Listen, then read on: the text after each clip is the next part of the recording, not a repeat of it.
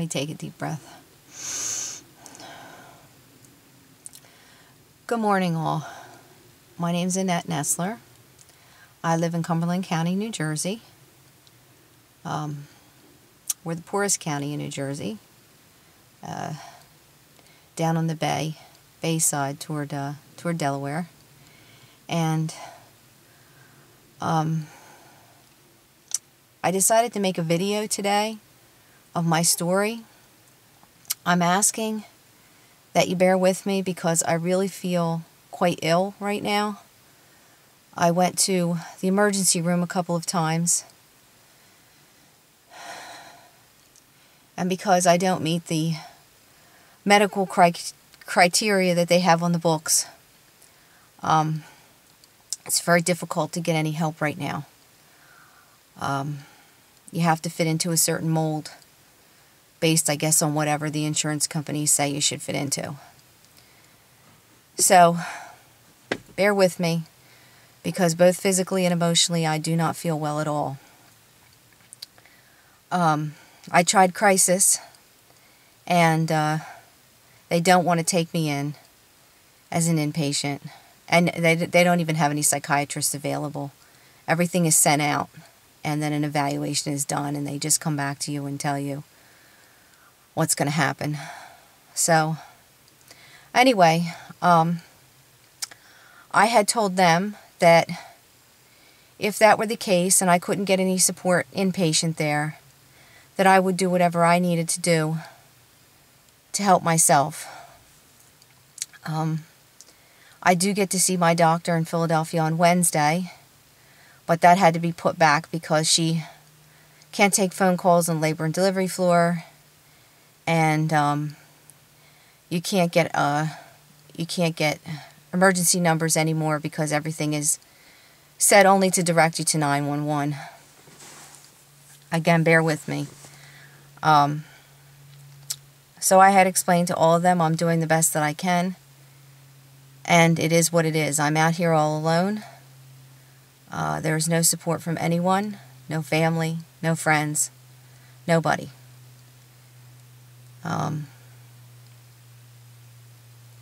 Okay, I'll start here.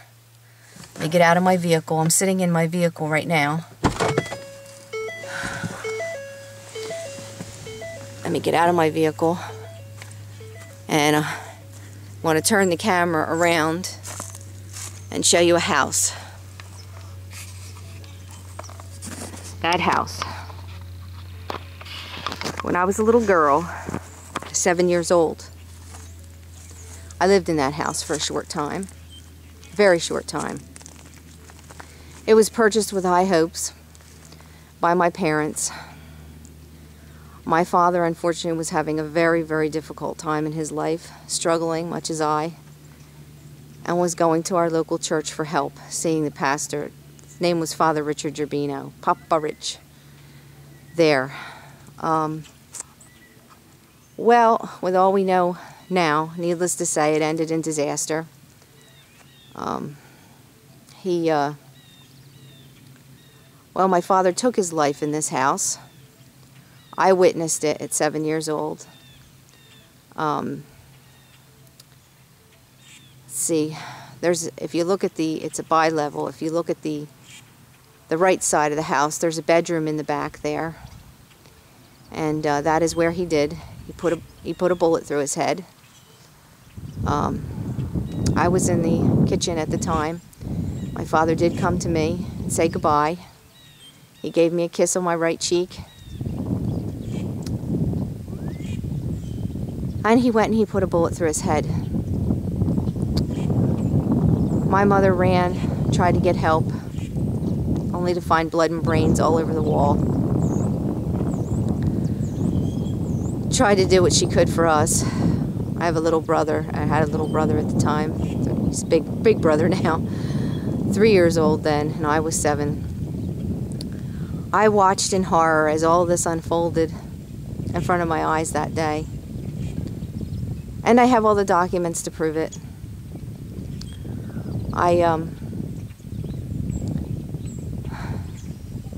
That patio, that front porch there didn't exist at the time, that little deck. The ambulance came down this road here,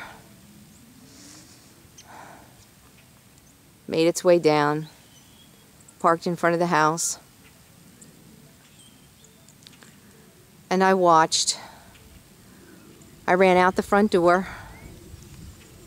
I came out that door right there, and I went over to the side of the property, right there, by the side of the property, and I crouched down right in that little space right there, and I peeked out and I watched as they took my father's body out on a gurney, covered in a sheet. I'll never forget it.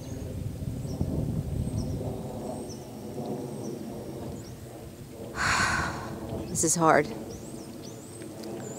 And I feel so ill to begin with. So, that's the house where everything happened.